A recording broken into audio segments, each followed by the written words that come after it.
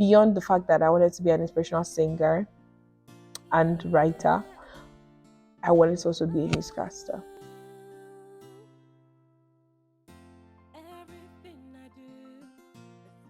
Hi everyone, welcome to my YouTube channel. My name is Favor Lori, and if you're new on here, welcome. You're in the right place, you're in the right room. I'm super excited for all my returners. You guys are the real MVPs. Welcome to my YouTube channel, and today we're going to be continuing the purpose conversation. I mean, if you've not watched my last episode, I don't know. Are you guys tracking? Are you sure you're part of the tribe? Please go look at my previous channel, and we talked about the purpose journey and discovery of how you can journey in purpose. And so I implore you to go check it out. It was such an amazing session. We had a guest on and it was really good. Anekeme came on and she was talking so much detail as to how she discovered that which she was given, and how, you know, exploration was one of the ways in which you're able to discover purpose.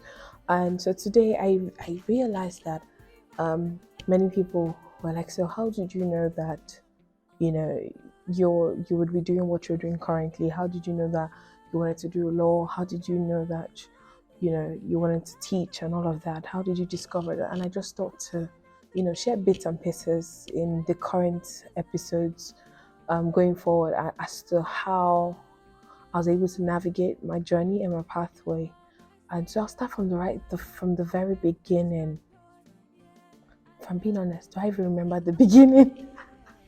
But what I would say is, I would say that beyond even starting, beyond, I think the first things first, it would be the fact that one of the things that's helped me on the purpose journey discovery is trusting my maker, in terms of the fact that I had to understand that I'm not just an existing entity by myself. You know, someone, something, somewhere created me. And for me, I believe that my creator, which is God, created me, and he formed me in his image and his likeness. And so when I think about it from that angle. And so because I trust the maker of me to lead me to that which he's made me to be, it puts the pressure off me. I don't know if that makes sense. A lot of people always try to put pressure as to what should they do, what kind of career should they go into. You know, my first tip for today would be, take the pressure off you. Take the pressure off trying to figure it out by yourself. I always say that the chair cannot function by itself, in the sense of it was trying to create its identity for itself. You know, a chair is known to be a chair through the identity print of the manufacturer of the chair that called it a chair. So I feel like a lot of times we're always trying to reinvent the wheel. A lot of times we're always trying to like fix what's not broken, in the sense that we're trying to give voice to something that we haven't become one with. And so my first tip would be, take the pressure off. Let there be no pressure. Don't overthink it. Don't, you know, underthink it as well. But let the pressure be off you. It's in God's own interest for you to find your purpose. It's in God's own interest for you to know why he created you. It's in God's own interest for you to know why you've been sent on the earth. And it's possible to do that which you've been sent to do, and to do it well. And so something else I'd also like to say would be the fact that in terms of my journey, I think for the longest time I always said I wanted to be a lawyer. I remember when I was growing up, and you know, they would always ask me, what do you want to study? I want to study law. Why do you want to study law? Well, I like to debate. I loved anything that had to do with advocacy. I loved English. You know how people just say they like English? I was one of those people that loved English. And the love for English was not just about speaking. I just liked the language.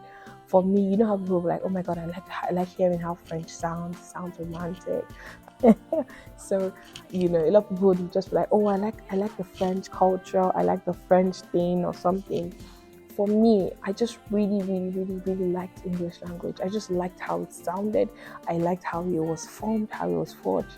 Then I used to go look up dictionary words. I was just fascinated by the whole thing, really, So because I really liked English and I really liked the vibe, so I was really good at it. Like, I've now realized that even the power to succeed in a module was determined by my affinity of what I have affirmed about the module. So the affinity in terms of how much I love the module. However, beyond even that, it was there how much I've also affirmed that which I have concluded about the module. So it was really whatever I decided from the get-go. So I realized that when I said I love the subject, if you checked my results, you see that those subjects are really high. And when I said I hated a subject, they're really low. So I then started to realize that, okay, so I said there was a power beyond even the works. There was a power of thoughts, of how that forged my performance, my work, my thinking about the thing. So in terms of discovering that, I wanted to do law. Like I said, I loved English, and that translated into other things that had the bearings or markings or relatability with English. So I realized that I loved literature. I remember one of the quotes when I started the course, which was when I became an art student, and then I went and I chose literature as one of my subjects. One of the things that led me to know that this was where I was meant to be was, I remember one of the definitions of literature was, literature is life, life is literature. And I was like, wow, literature is life, life is literature. And I mean, now I don't know, not so much, but I always used to think like, I taught in pictures, I taught in poetic flows, I taught in songs. So when I was thinking, I could easily create a sound. I could create lyrics for a song in beats, in moments, in heartbeats. I could easily flow. I just pick up my pen and I'm writing. I remember then there was a particular song, if I played Ijobarin by Lara Judd. Lara Judd was such a instrumental person in terms of my creativity, in terms of songwriting. I remember then I'll read about her and she'll talk about her as an inspirational musician and not necessarily a Christian musician. And I remember saying, I don't want to just be a Christian musician, I want to be an inspirational musician. That is, when someone hears my voice or hear me sing, they would not necessarily think, oh, Christian. They would think, oh, that's inspiring. So regardless of whatever religion or tribe or whatever ethnicity they're from, they'll be able to hear me and they would hear the sound of inspiration, literally feel inspired to live again, feel inspired to do things again, to dream again, to live again, that sort of thing. So I remember that also influenced even the way I wrote. So since I was like 7, I used to write. I used to keep journals from when I was very young. Although at the time, I don't know if it was healthy. What I mean by healthy is because at that time, a lot of times my writings were, I would call it dark. Dark because I'd gone into boarding school early. I think I was like 9, 10, and I got into boarding school. I mean, it was my choice. My parents gave me the choice, and I said I wanted to do boarding. My siblings did boarding, so why shouldn't I? So yeah, I was happy to go away. Even though I was the last born, I was happy to go away. However, what then I didn't realize was, a lot of times I felt like people did not understand me. And one thing the enemy likes to do, he likes to try to isolate you. So then you think you're the only one going through what you're going through, and that amplifies in your mind. And then you start to isolate, and then sometimes that could also become harmful in general. What I then started to realize was the fact that, based on the fact that I kind of just felt like I was in my own world, I kind of just created the world and I escaped through writing. So then I read a lot of books then actually, but then I'd always just like, so books was like, for me, was a way of escape. So I'll read books that, mostly fanatical anyway, that it's like in another land, they went to like a fantasy land, adventure, that kind of thing. So at some point it felt like my writings became my escape route. So if something was happening, the only way I would disassociate myself from the experience was to write about it, or write about, basically writing now became a tool for me to escape the reality. And so what that really influenced a lot of things in terms of how I reacted to people, how I reacted to things, how I built relationship, how I perceived people. It kind of just colored a lot of my lenses. And looking back now, um, I would say that at that time, writing was both a strength and a weakness, because on one hand, writing was great in terms of helping me pour out my mind, and I don't have to, have grudges or any of those things in my heart. On the other hand, I felt for my age, thinking about what the things I wrote about, I felt it was dark. It wasn't that bad, but like if reading about, I'm writing, I'll write titles like things like Caged, and now I felt like I was in a cage because it was boarding school, and how I couldn't wait to be free. I remember I'd write things about silence and how silence is golden, but not from that part, but how the fact that sometimes you feel stifled even when you're right, you have to keep quiet because the sooner is speaking. And I would really use like a lot of rhetorical questions, symbolisms, imagery, simile, metaphors, that kind of thing, paradox, a lot of paradoxical statements actually, you know, and that was my way of escape. Upward, so basically everything changed for me when I moved to SS1, and then I had to go into literature class. And then I now realized that what I've been doing for so many years is actually a thing. And it was a big deal to write poetry. It was a big deal to write prose, journals, short form stories, short stories, novellas, novel, that kind of thing. So that I didn't realize that. I remember then Mr. Beardon, bless his heart. Shout out to Mr. Beardon. So basically, what happened was he was my Cambridge literature teacher, and he made me aware of the power of my pen, and that changed everything for me because you know I just always I mean I knew that I could write.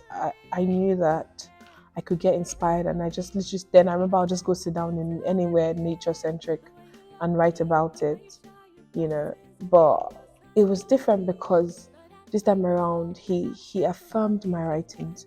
He was like, there's a talent here, you can do this, you can use this for something, and that really changed everything for me because I thought about it and I realized that I could do so much more. And so, Mr. Betty was instrumental to helping me harness my writing talents. So shout out to him.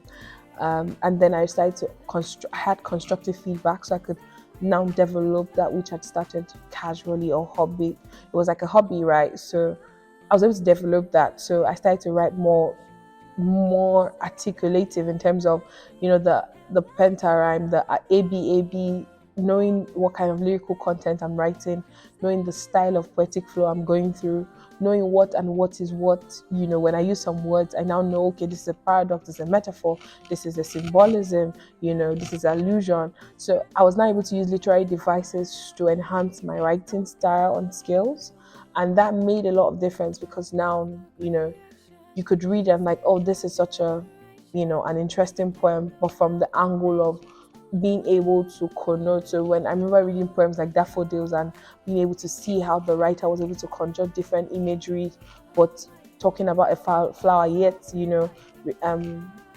interpreting that through an experience that he's had, and how the flower obviously made him think this way or that way. Basically, it just changed, and that's why I said when he said literature is life and life is literature, it changed my perspective. So I started to see writing as a tool that I could use to lend my voice to situations that can be changed, because whatever you decide to lend your voice to is your way of advocating a change for it. And so it changed how I started to see myself as well, because I started to write more constructively positive as opposed to dark writings, as I used to call it.